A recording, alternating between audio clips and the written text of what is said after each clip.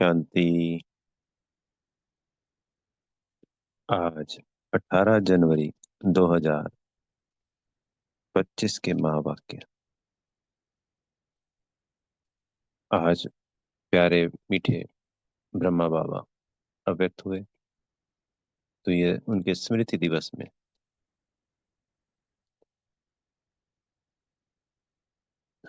पिताश्री जी के पुण्य स्मृति दिवस पर प्रातः क्लास में सुनाने के लिए बाप दादा के मधुर अनमोल महावाक्य हैं ये।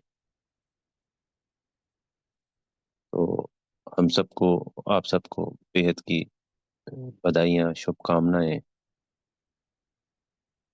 बेहद की शुभकामनाओं में कि हम सभी प्यारे मीठे ब्रह्मा बाबा को फॉलो कर उनके समान बने, हमारे बाप दादा समान बने। बेहद की शुभकामनाएं।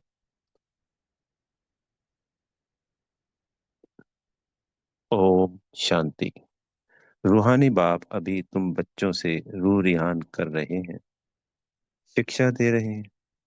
टीचर का काम है शिक्षा देना और गुरु का काम है मंजिल बताना। मंजिल है मुक्ति, जीवन मुक्ति की। मुक्ति के लिए याद की यात्रा बहुत जरूरी है और जीवन मुक्ति के लिए रचना के आदि मध्य अंत को जानना जरूरी है। अब 84 का चक्र पूरा होता है। अब वापस घर जाना है। अपने साथ ऐसी ऐसी बातें करने से बड़ी खुशी आएगी और फिर दूसरों को भी खुशी में लाएंगे। दूसरों पर भी मेहर करनी है, रास्ता बताने की, तमो प्रधान से सतो प्रधान बनाने की।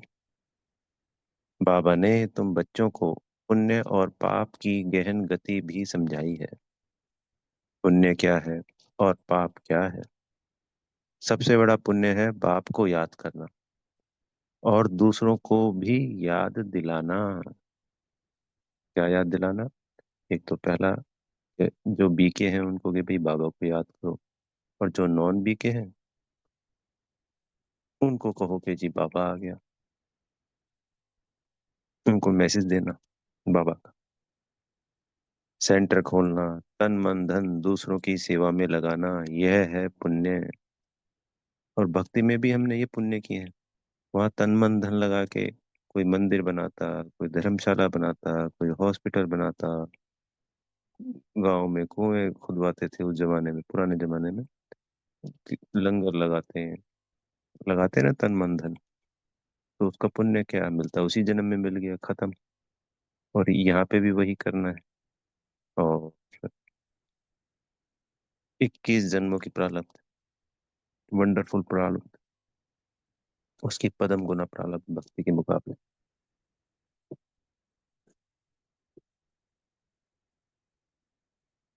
संग दोष में आकर व्यर्थ चिंतन पर चिंतन में अपना समय बर्बाद करना, यह है पाप। अगर कोई पुण्य करते करते पाप कर लेते हैं तो की कमाई सारी खत्म हो जाती है। जो कुछ भी पुण्य किया वह सब खत्म हो जाता है, फिर जमा के बदले ना हो जाती है। पाप कर्म की सजा भी ज्ञानी तो आत्मा बच्चों के लिए 100 गुना है। क्योंकि सदगुरु के निंदक बन जाते हैं, तो जो यज्ञ छोड़ जाते हैं तो फिर वो निंदा करते हैं। क्योंकि संसार के लोग जब पूछते हैं, आप तो इतना गुणगान करते थे, आप तो ये कहते थे, आप तो वो कहते थे, आप क्यों छोड़ दिया? तो आत्मा क्या करती है? अपने आप को बचाने के लिए सारा दोष दूसरों पर डाल देती है। इसलिए बाप शिक्षा देते हैं, मीठे बच्चे कभी भी पाप कर्म नहीं करना, विकारों की चोट खाने से बचकर रहना। बाप बच्चों पर बाप का बच्चों पर लव है तो तरस भी पड़ता है। बाप अनुभव सुनाते हैं। जब एकांत में बैठते हैं तो पहले अनन्य बच्चे याद करते हैं। बाप अनुभव सुनाते हैं, जब एकांत में बैठते हैं तो पहले अनन्य बच्चे याद आते हैं। भल विलायत में है अथवा कहाँ भी है, कोई अच्छा सर्विसबल बच्चा शरीर छोड़ जाता है तो उनकी आत्मा को भी याद कर सर्च लाइट देते हैं। ब्रह्मा बाबा की बात बता रहे। यह तुम बच्चे जानते हो, यहाँ दो बत्तियां हैं, दोनों लाइट इकट्ठी हैं, तो एक कौन? एक शिव बाबा, एक ब्रह्मा बाबा, दोनों की आत्मा इकट्ठी। यह दोनों जबरदस्त लाइट है। सवेरे का टाइम अच्छा है, स्नान कर एकांत में चले जाना चाहिए। अंदर खुशी बहुत रहनी चाहिए। बेहद का बाप बैठ बच्चों को समझाते हैं। मीठे बच्चे, अपने को आत्मा समझ, मुझ बाप को और अपने घर को याद करो। बच्चे, इस याद की यात्रा को कभी भूलना नहीं। याद से ही तुम पावन बनेंगे। पावन बनने बिगर तुम घर वापस जा नहीं सकते। मुख्य है ही ज्ञान और योग। बाप के पास यही बहुत बड़ा खजाना है जो बच्चों को देते हैं। इसमें योग की बहुत बड़ी सब्जेक्ट है। बच्चे अच्छी रीति याद करते हैं तो बाप की भी याद से याद मिलती है। याद से बच्चे बाप को खींचते हैं। पिछाड़ी में आने वाले जो उच्च पद पाते हैं उसका आधार भी याद है। तो ये पिछाड़ी का समय चल रहा है। पिछाड़ी का समय वो नहीं है कि बिल्कुल अंत समय विनाश चल रहा है और उस वक्त याद कर रहे हैं और वो बच्चे आए हैं और वो उच्च पद प्राप्त कर लेते हैं। अब यज्ञ का जो 100 वर्ष का था संगम युग, तो लगभग 90% समय पूरा हो गया है। तो अब जो भी आत्माएं अगर आती हैं, वो 108 वाली या 8 वाली या 16,108 वाली होती हैं, तो इतने थोड़े समय में ही इतना उच्च पुरुषार्थ करने वाली बन जाती हैं।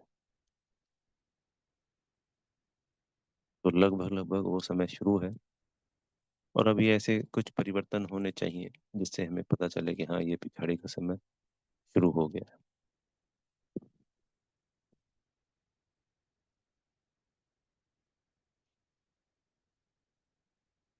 वह कशिश करते हैं, कहते हैं ना, बाबा रहम करो, कृपा करो।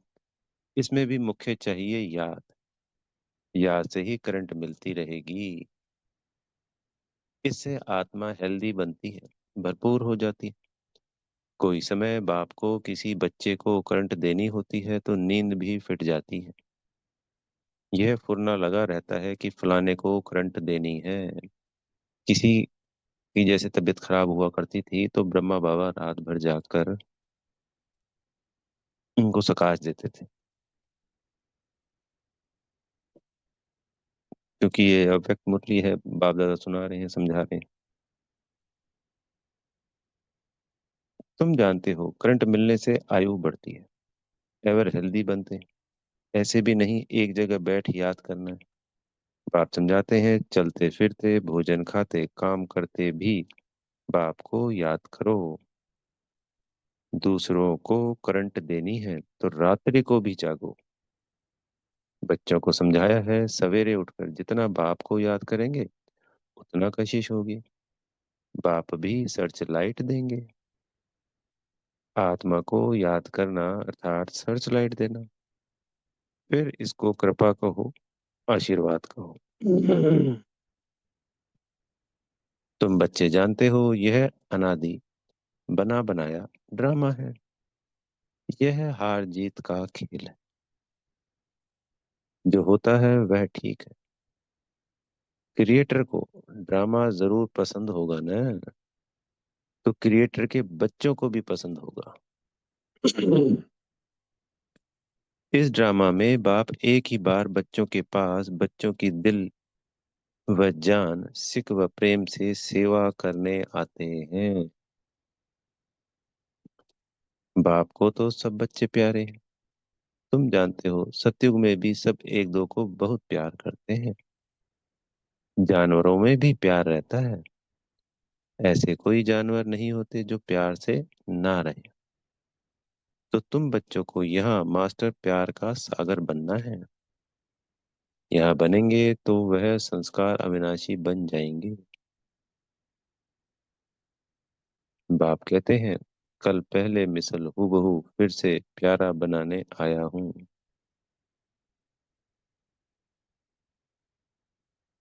कभी किसी बच्चे का गुस्से का आवाज सुनते हैं तो बाप शिक्षा देते हैं, बच्चे गुस्सा करना ठीक नहीं है, इससे तुम भी दुखी होंगे, दूसरों को भी दुखी करेंगे। बाप सदाकाल का सुख देने वाला है, तो बच्चों को भी बाप समान बनना है, एक दो को कभी दुख नहीं देना है, बहुत बहुत लवली बनना है। लवली बाप को बहुत लव से याद करेंगे तो अपना भी कल्याण करेंगे और दूसरों का भी कल्याण करेंगे। अभी विश्व का मालिक तुम्हारे पास मेहमान बनकर आया है, तुम बच्चों के सहयोग से ही विश्व का कल्याण होना है। जैसे तुम रूहानी बच्चों को बाप अति प्यारा लगता, वैसे बाप को भी तुम रूहानी बच्चे बहुत प्यारे लगते हो, क्योंकि तुम ही श्रीमत पर सारे विश्व का कल्याण करने वाले हो। अभी तुम यहाँ ईश्वरीय परिवार में बैठे हो, बाप सम्मुख बैठा है, तुम्ही से कहूँ, तुम्ही से बैठो। तुम जानते हो शिव बाबा इसमें आकर कहते हैं, मीठे बच्चे, देह सहित देह के सभी संबंधों को भूल मामे कम याद कर। यह अंतिम जन्म है, यह पुरानी दुनिया पुरानी देह खल्लास हो जानी है। कहावत भी है, आप मुए मर गई दुनिया। पुरुषार्थ के लिए थोड़ा सा संगम का समय है। बच्चे पूछते हैं, बाबा यह पढ़ाई कब तक चलेगी? जब तक दैवी राजधानी स्थापन हो जाए तब तक सुनाते रहेंगे।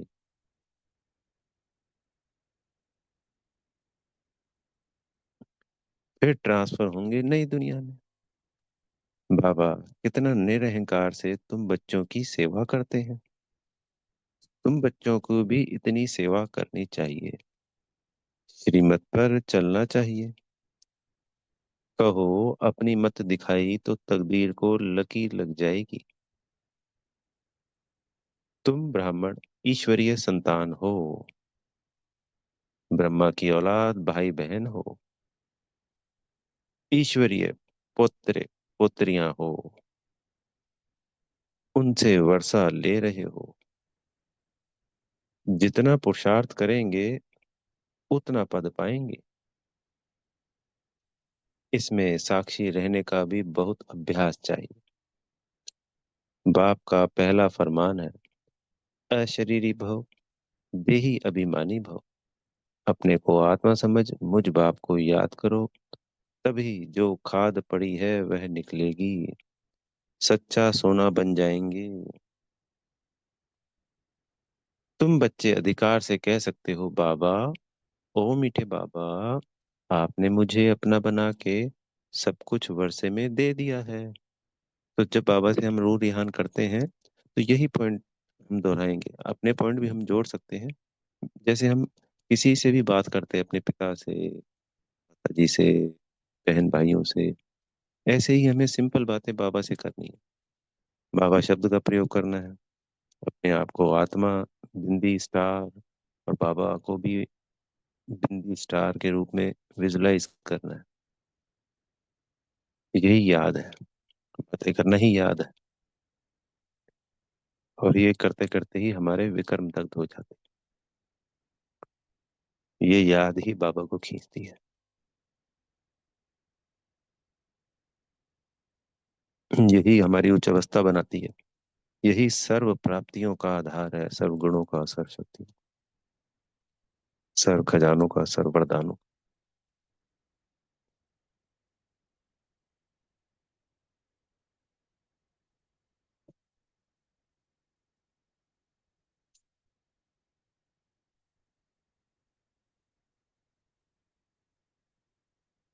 ओ मीठे बाबा, आपने मुझे अपना बना के सब कुछ वर्षे में दे दिया है, इस वर्षे को कोई छीन नहीं सकता है।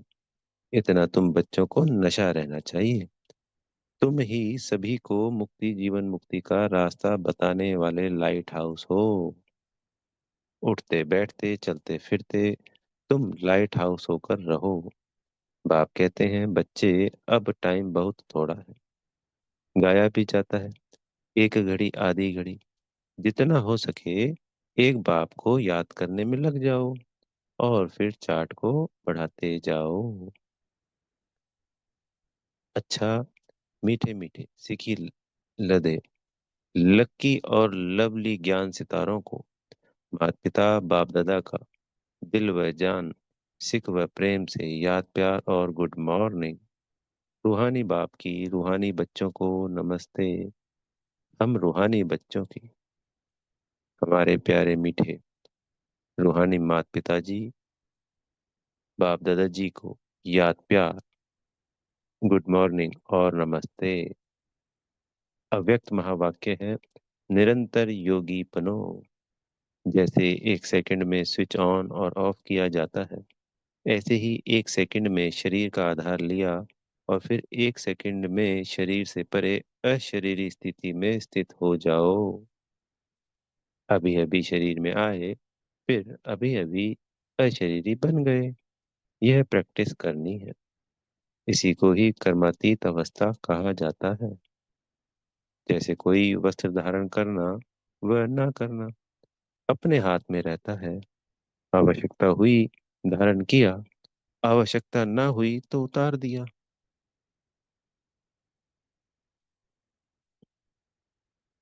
ऐसा ही अनुभव इस शरीर रूपी वस्त्र को धारण करने और उतारने में हो। कर्म करते भी ऐसा अनुभव होना चाहिए, जैसे कोई वस्त्र धारण कर कार्य कर रहे हैं। कार्य पूरा हुआ और वस्त्र से न्यारे हुए। शरीर और आत्मा दोनों का न्यारापन चलते फिरते भी अनुभव हो। जैसे कोई प्रैक्टिस हो जाती है ना, लेकिन यह प्रैक्टिस किन्हें हो सकती है? जो शरीर के साथ व शरीर के संबंध में जो भी बातें हैं, शरीर की दुनिया, संबंध व अनेक जो भी वस्तुएं हैं, उनसे बिल्कुल डिटैच होंगे। जरा भी लगाव नहीं होगा, तब न्यारा हो सकेंगे।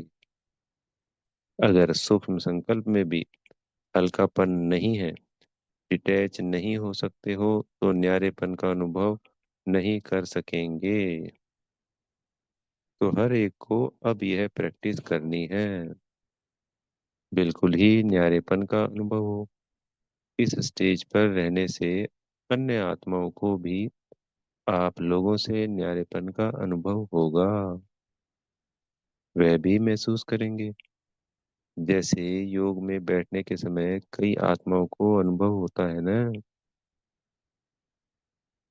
यह ड्रिल कराने वाला न्यारी स्टेज में है और ऐसे चलते फिरते फरिश्तेपन के साक्षात्कार होंगे। यहाँ बैठे हुए भी अनेक आत्माओं को, जो भी आपके सतयुगी फैमिली के समीप आने वाले होंगे, उन्हों को आप लोगों के फरिश्ते रूप व भविष्य राज्य पद के दोनों इकट्ठे साक्षात्कार होंगे। तो ये आने वाले समय में होने वाला है, क्योंकि समय बहुत थोड़ा रह गया। हम अगर कैलकुलेशन की भाषा में कहें तो समय रह गया 10%। और सेवा में, क्योंकि अभी तक जो इस वक्त यज्ञ में होंगे पूरे विश्व में, संख्या वही 15-20 लाख 25 लाख होगी। हम 33 लाख मान लेते हैं तो 33 करोड़ आने हैं। तो 99% बाकी है काम। समय 10%। और आत्माओं का आह्वान 99%। तो जैसे फॉरेन में ज्यादातर जो सेवाएं हुई, तो बाप दादा के अव्यक्त होने के बाद हुई, उससे पहले नहीं शुरू हुई थी। तो वो कार्य तेजी से बढ़ा सेवाएं। ऐसे ही अब आने वाले समय में, जो ये पिछाड़ी का समय अंत समय बचा है, इसमें समय सेवाएं इसी प्रकार से होनी है, साक्षात्कार के द्वारा।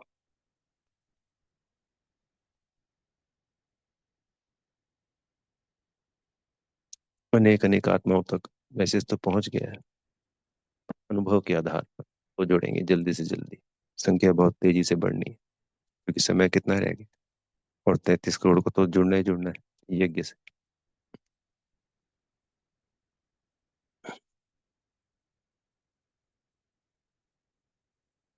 जैसे शुरू में ब्रह्मा में संपूर्ण स्वरूप और श्री कृष्ण दोनों का साथ साथ साक्षात्कार करते थे, ऐसे अब उन्हों को तुम्हारे डबल रूप का साक्षात्कार होगा।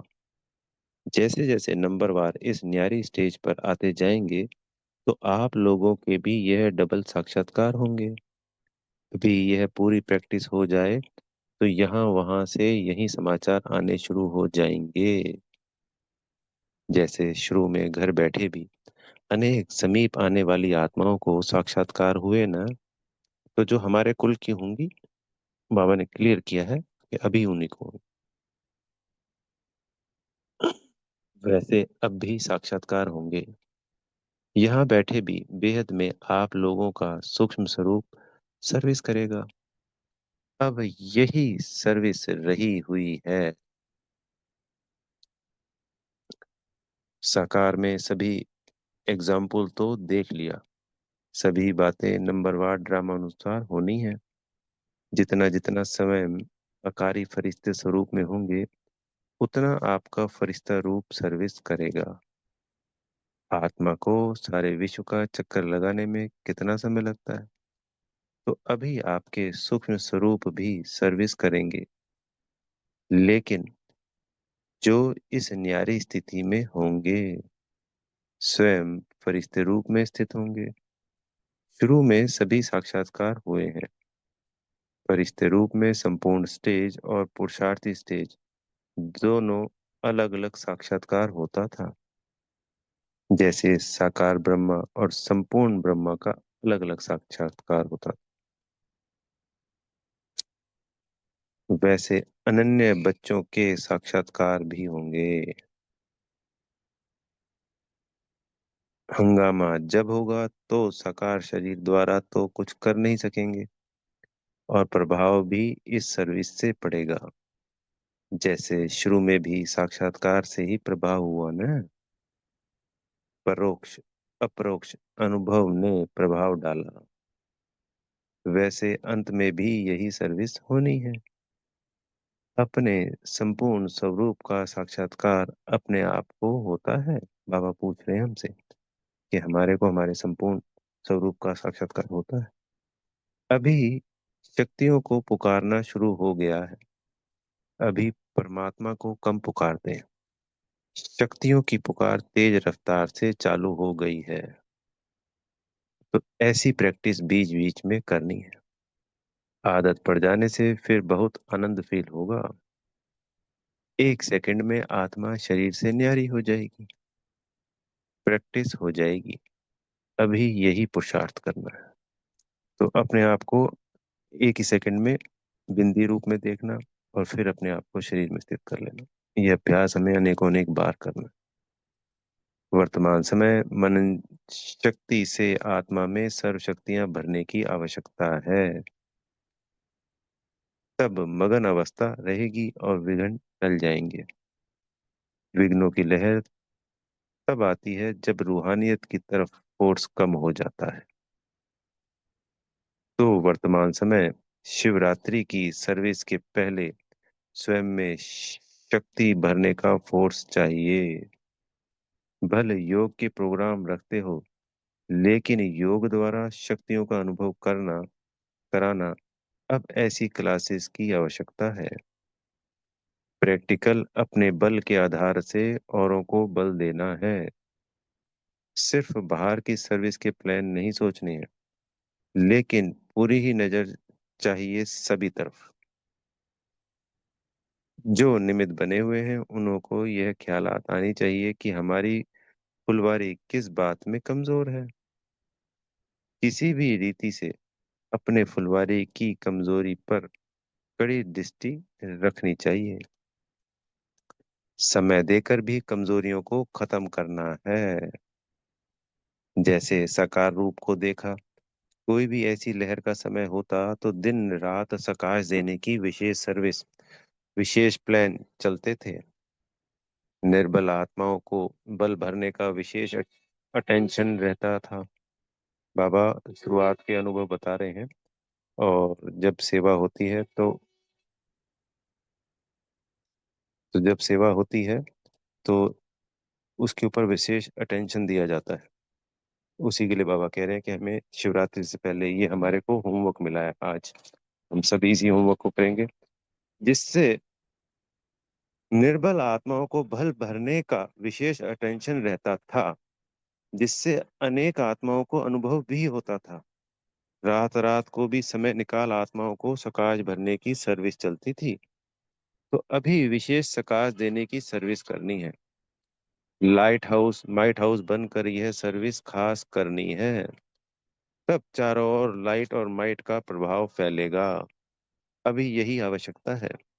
जैसे कोई साहूकार होता है तो अपने नजदीक संबंधियों को मदद देकर ऊंचा उठा लेता है। ऐसे वर्तमान समय जो भी कमजोर आत्माएं संबंध संपर्क में हैं, उन्हों को विशेष सकाश देनी है। अच्छा, सदगुरु जी से वरदान मिल रहा है। स्वयं में समाएंगे हजार भुजा वाले ब्रह्मा बाप के साथ का निरंतर अनुभव करने वाले सच्चे स्नेही भव। वर्तमान समय हजार भुजा वाले ब्रह्मा बाप के रूप का पाठ चल रहा है। जैसे आत्मा के बिना भुजा कुछ कर नहीं सकती, वैसे बाप दादा के बिना भुजा रूपी बच्चे कुछ कर नहीं सकते। वैसे बाप दादा के बिना भुजा रूपी बच्चे कुछ कर नहीं सकते। हर कार्य में पहले बाप का सहयोग है। जब तक स्थापना का पाठ है, तब तक बाप दादा बच्चों के हर संकल्प और सेकंड में साथ साथ है। इसलिए कभी भी जुदाई का पर्दा डाल वियोगी नहीं बनो। प्रेम के सागर की लहरों में लहराओ, गुणगान करो, लेकिन घायल नहीं बनो। बाप के स्नेह का प्रत्यक्ष स्वरूप सेवा के स्नेही बनो। स्लोगन है, अशरीरी स्थिति का अनुभव व अभ्यास ही नंबर आगे आने का आधार है। तो सारा अटेंशन अव्यक्त मास है और आज तो अव्यक्त डे है। तो हम अभी पहले भी कर रहे हैं। तो अपनी आत्मिक स्थिति, अशरीरी स्थिति, फरिश्ता स्थिति, इन्हीं पे हमें फोकस करना है। बाबा ने हमें शिवरात्रि तक का पूरा होमवर्क बिल्कुल क्लियर किया। जैसे कोई समक्ष आके समझाते हैं बड़े हमारे, कोई इंस्ट्रक्शंस देता है मान लीजिए, तो ऐसे आज बाबा ने हमें इस अव्यक्त मुरली के द्वारा बताया है कि हमें क्या करना है। तो संबंध संपर्क में आने वाले सभी आत्माओं को विशेष गुण और शक्तियों से हमें भरपूर करना है अपनी अव्यक्त स्थिति द्वारा। और आज का जो पॉइंट है अव्यक्त, अपनी शक्तिशाली मनसा द्वारा सकाश देने की सेवा करो। हर समय हर आत्मा के प्रति मनसा स्वतः शुभ भावना और शुभ कामना के शुद्ध वाइब्रेशंस वाली स्वयं को और दूसरों को अनुभव हो। मन से हर समय सर्व आत्माओं प्रति दुआएं निकलती रहे। मनसा सदा इसी सेवा में बिजी रहे, जैसे वाचा की सेवा में बिजी रहने के अनुभवी हो गए हो। अगर सेवा नहीं मिलती तो अपने को खाली अनुभव करते हो। ऐसे हर समय वाणी के साथ साथ मनसा सेवा स्वतः होती रहे। अच्छा, ओम शांति। बेहद का धन्यवाद मेरे प्यारे मीठे बाप दादाजी, माता पिताजी का, आप सभी आत्मा भाइयों का, और बेहद की शुभकामनाएं। ओम शांति।